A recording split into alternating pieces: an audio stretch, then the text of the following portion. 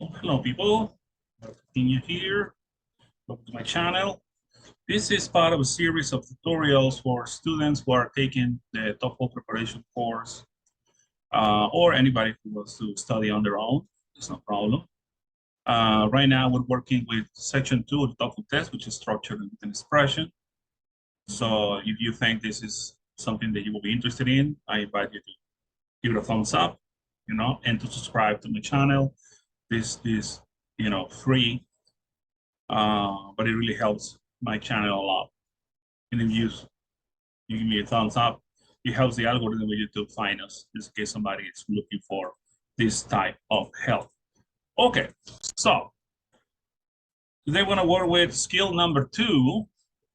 Be careful of objects of preposition. We're saying in the previous video that one of the biggest problems that we have is that in the TOEFL test, especially in the first part, that every sentence must have a subject and a verb, But sometimes there are certain structures that can be confused with the subject or the verb. So in this case, the objects of prepositions. An object of preposition is a noun or a pronoun that comes after a preposition, such as these prepositions right here, in, at, of, to, by, behind, on, so on, to form a prepositional phrase. So here we got, after his exams, Tom will take a trip by boat. Preposition after, preposition by. Prepositions never stand alone. They have to be connected to either a noun or a pronoun. So it's possible that in the moment of stress, when you do the TOEFL test, you may confuse an object of preposition for a subject. So we have to know how to tell them apart so we don't confuse them.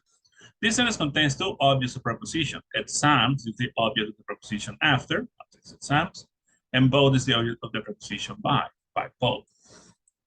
An object of a preposition can cause confusion in the structure section of the test because it can be mistaken for the subject of a sentence. For example, here we have, with his friend, found the movie theater. Now we got the verb found. So you can say, oh, we need a subject. So friend could be the subject. No, because friend is the object of the preposition with. Okay. So we eliminate A because has is a verb. Later and when are not subjects either. So the appropriate answer would be B. With his friend, he found the movie theater. This example, you should look first for the subject and the verb. You should notice that the verb found, and you should also notice that there is no subject. Do not think that friend is the subject. Friend is the object of the preposition with, and one noun cannot be both a subject and an object at the same time. Because a subject is needed in this sentence, answer B, he, is the best answer. Answer A, C, and D are not correct because they cannot be subjects. So here we have an outline for the key information that you remember about objects of prepositions. Like I said, a preposition is followed by a noun or a pronoun that is called an object of the preposition. If a word is an object or a preposition of a preposition, then it cannot be the subject. Okay. So in this exercise, each of the following sentences contains one or more prepositional phrases. So we're going to underline the subjects once, underline the verbs twice, circle the prepositional phrase that comes before the verb. After the verb, it's complicated to confuse it with the subject. So we're focusing on those that come before the verb. And then check if it's correct on it. The example here says, the interviews, subject, were carried, verb, by radio broadcasters, right? So radio broadcaster is also a noun, but because it's connected to the preposition by, it's an object of the preposition, so it cannot be the subject. So we got the interviews were carried live by the station. In the last possible moment, before takeoff, we have a preposition here and a preposition here. So moment and takeoff are objects of the prepositions in and before. We get the verb took. So what's happening here? We're missing the subject.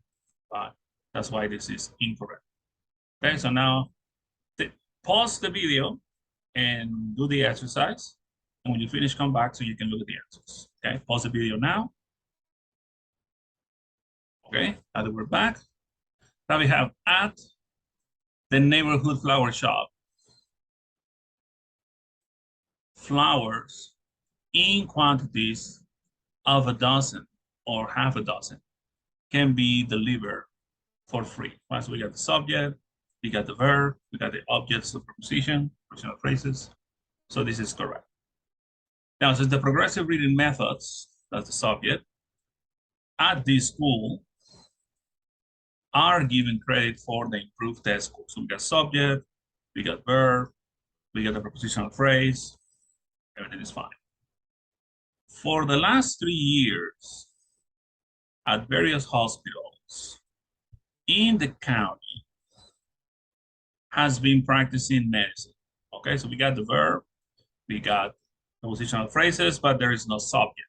So that's incorrect. We're missing a subject. In the past, a career in politics was not considered acceptable in some circles. Right? So we got career politics as a subject, was not considered as the verb. Everything is fine.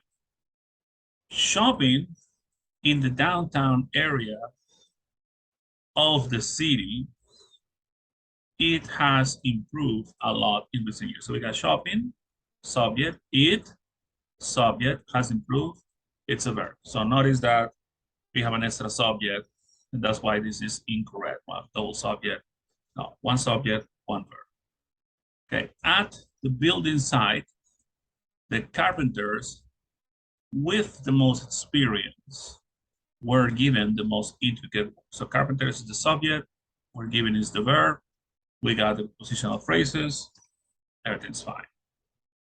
For the fever and headache, right, it's all part of the same preposition for, took 2 aspirin tablets, okay? So we need a subject, that's why this is incorrect. It's a subject. The report with complete documentation was delivered at the conference, right? So we got subject, prepositional phrase, verb, so everything is fine, okay? So take a look at that, compare it with the work that you did, and you know, we're fine. Okay, I hope you like this video, and if you think this is helpful for you, give us a like, and also share it with somebody else who can benefit from this, and consider subscribing, and thank you. We'll see you around.